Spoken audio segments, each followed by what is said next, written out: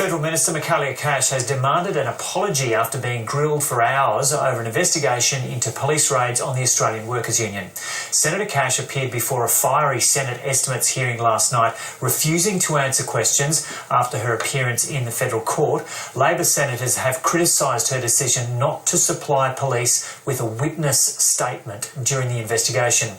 Political reporter Henry Bello joins us now from Parliament House. Henry, good morning. So what happened in this hearing last night, and why is Michaelia Cash demanding an apology?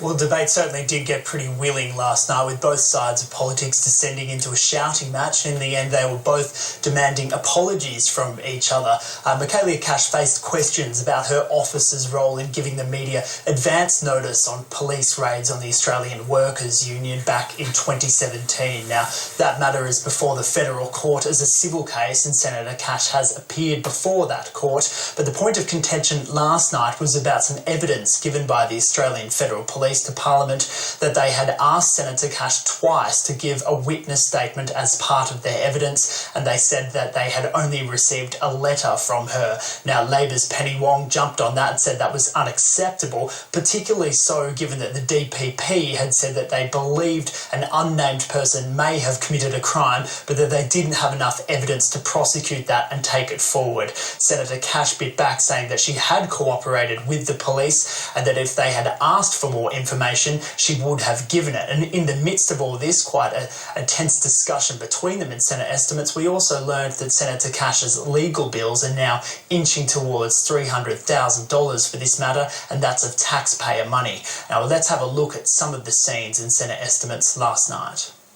Heard this from Senator Wong, Senator Watt and Senator Cameron now on numerous occasions for the last 15 months.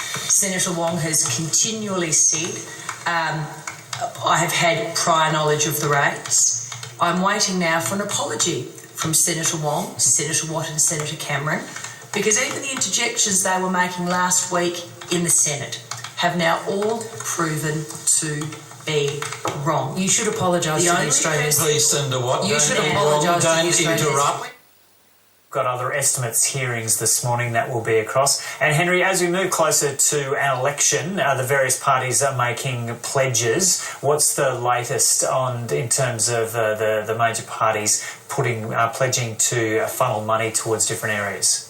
Well, Labor's Deputy Leader Tanya Plibersek is making an announcement at the National Press Club later today that's going to involve $300 million of new funding to go towards supporting students with a disability. She says that support for these students simply hasn't kept up with demand and that the shortfall here is really rather unacceptable. Now, this money will be in addition to some of the announcements that have already been made and in addition to some of the money that can be given from the National Disability Insurance Scheme. It will go to all sectors, but it's expected to primarily focus on the public sector, where about 3/4 of students with a disability are based. Now, this is really an indication that Labor continues to focus on education as we get closer to the polls, but it also shows that there is a lot of attention being paid to the disability sector at large, particularly calls for that Royal Commission that's going on at the moment. So let's just have a little listen to how Tanya Plibersek described this policy earlier today and why it was necessary. The data we have is really still very patchy.